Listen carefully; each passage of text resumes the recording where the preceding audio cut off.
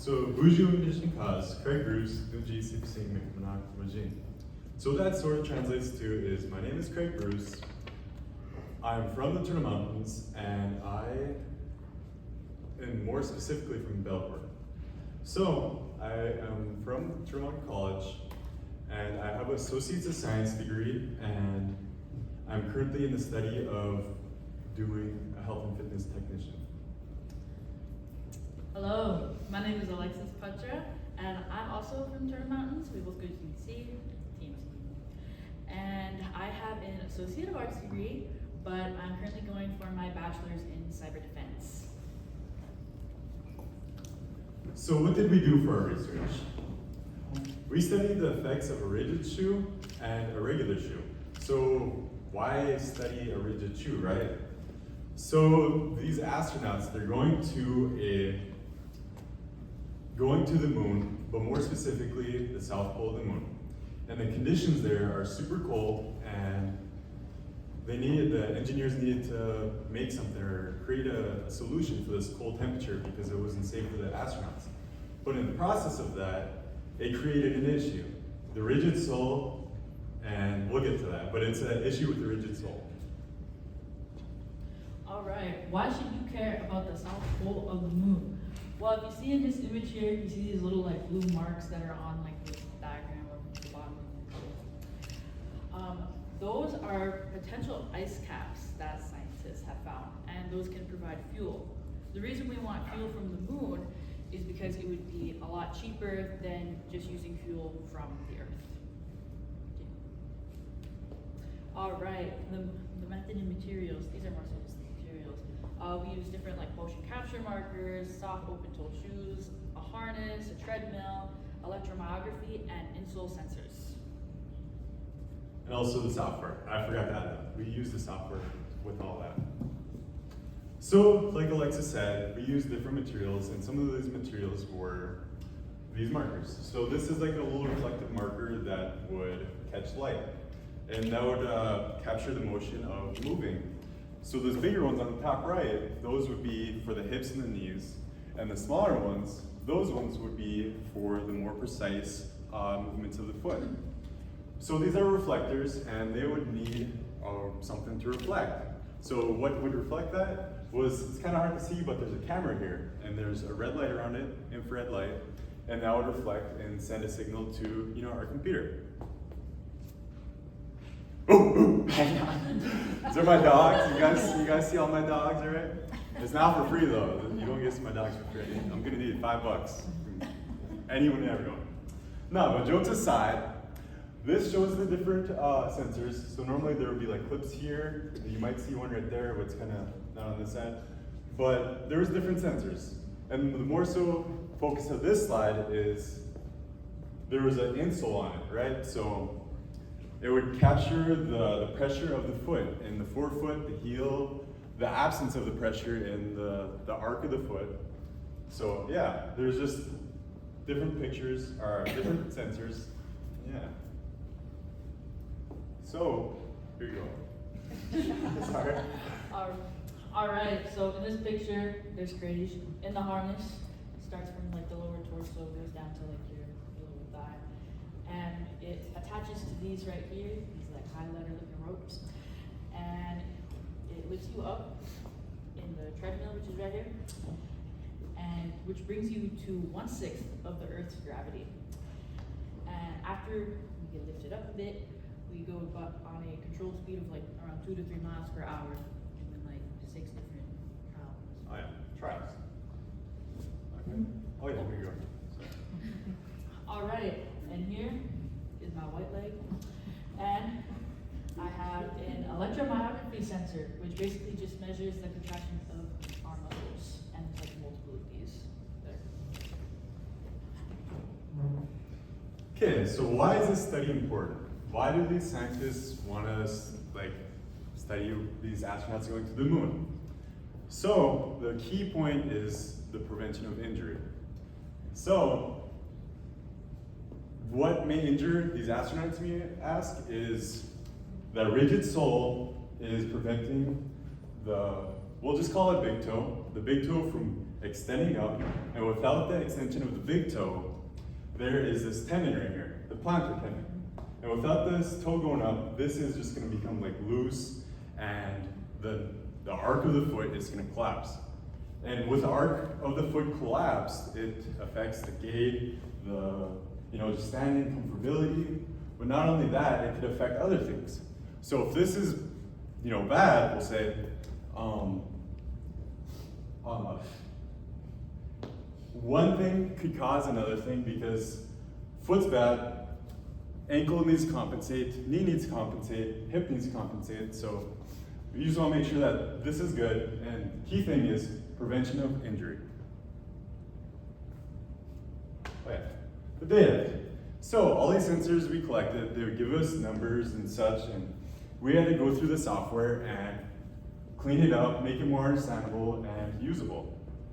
So this would kind of look like after we got it done. You can see all these fingerprints. My professor was always poking the screen. First day I was there, I was like, dude, can you wipe that? He's like, now that you say that, I see that, but I never noticed it. But this is interesting because this is Alexis's model. You can see the hip markers, the knee markers, and the more precise foot markers. All right. So this is my control with just the tennis shoe. So the sole did slip a bit, so it recorded my heels being right there. That ain't true. But so it kind of got messed up a little bit, and you see there's not much pressure going on here, which will be different with the rigid shoe. So as you can see, of course, there's a lot more pressure, and in between, of course, switching to the rigid shoe, they kind of fix that sole, so it's fixed. It's good. Right here, you'll see 2 lines in each of my feet. Those are the plantar lines, and they're like perfectly symmetrical for me. But Craig's stuff is going to look a little bit different, so I'll tell you about that in a sec. So with my data, one of the reasons why I chose this topic was I was interested in the movement. So recently, earlier this year, I ended up injuring my leg. And one of the movements that they were focusing on was the flexion, the extension of the big toe and such. But I tore my Achilles playing basketball in tribal college. And I was interested in what my data may look like with this injury. So with this line, this is, we'll say a normal one on my good leg, and this one is shorter and a lot more straight. So what does that mean? The left one being shorter, it's like my foot is like on the treadmill, but it's getting a little shorter steps. And it being straighter, I think it is because I'm being more mindful, more cautious with this foot rather than walking in a regular way. And so this is the control with a regular shoe, and this is with a rigid sole. Oh wait. That's mine. We went back. Okay, well we could use yours too. But this will show with a rigid sole is that there's a lot more pressure in the forefoot and in the heel rather than in the toes.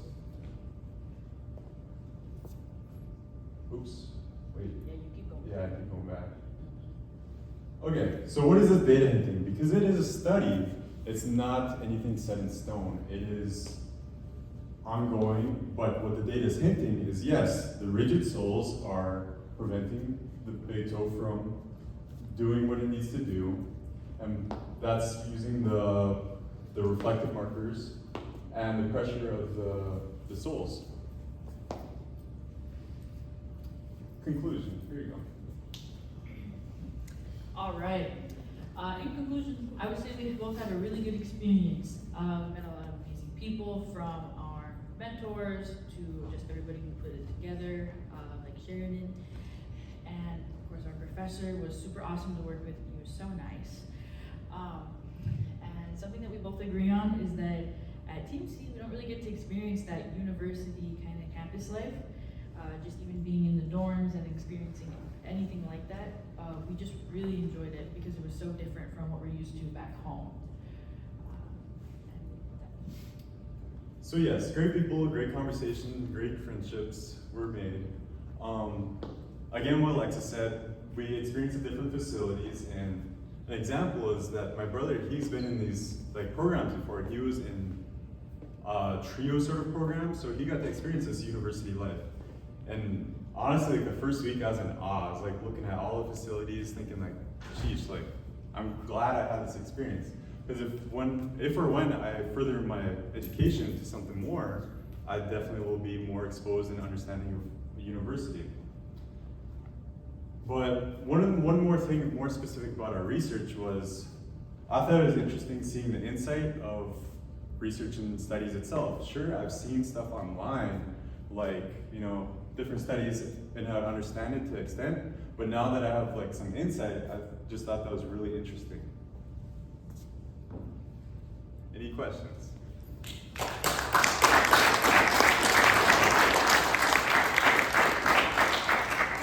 Got some questions. Come on, guys. Sure. Can you demonstrate how you talked about the rigid boot, but I guess I'm not really getting a, can you kind of demonstrate how you would, Yes, so walk in the rigid imagine- boot versus like your normal gait?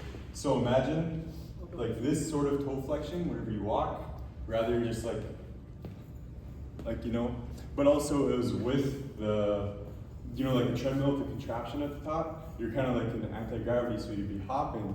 So it wasn't as effective for the big toe, but it still affected it to, after time, that big toe would relax and such. But yeah, to demonstrate, it would probably look like, you know, no toe motion, or even if you did get toe motion, it'd be very stiff like this, you know? So it's basically something like really flat and It's- hard to meet your foot. Yeah. So you were essentially simulating like what the astronauts, how they might walk. Oh yeah, we also did Yes. the different gates. So we do like regular gait, you know, like in the 69 when we went to the moon. The clips where they're just hopping around and stuff, or the guys who were like doing like a motion like this. We got to do that on the treadmill under that. I think, Sam, or? So let me John. ask you a question. John. Yeah, do you know why they were looking at using solid boots? So with the south pole of the moon, it was like extreme temperatures. I'm not exact on that, but I'm thinking it was like negative 200 degrees Celsius or something like that. So the engineers needed to create something that would heat and protect their feet, and that sort of plate would like keep them warmer and safer. For a more definite or more specific answer, I'm not really sure why they had to, you know, use something rigid.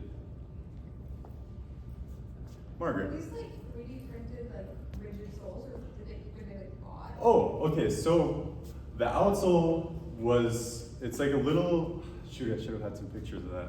Good question, Margaret. Well, they're like these 3D printed outsoles, and there's different designs, there's different iterations. They tried this, and they came up with two final, you know, ones that they were like, okay, this works, I kind of like this. The one issue with that was the material. They were still trying to come up with a material, so they printed it with like this nylon sort of material, but in those extreme temperatures, they were prone to cracking. So they're figuring out, okay, this is an issue with rigid sole, and maybe this is a solution, but we still need to like, you know, prove that. And then once they get to that point, they need to develop material to withstand those temperatures. Anybody else? Okay, so I got one. So you're in the simulator, right? And they Yeah, the harness. pack you stuff.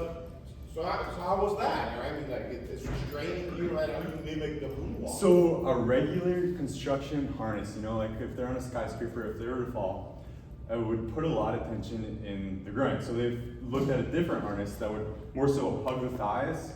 And to be straight, it was uncomfortable, but it wasn't painful or anything. And that was the one thing that they wanted to stress. They're like, once we start lifting you, let us know if something's not right, you know. But yeah, it was a little uncomfortable, but for the most part, it was kind of cool to hop around. It was like you're on the moon. Well, thanks.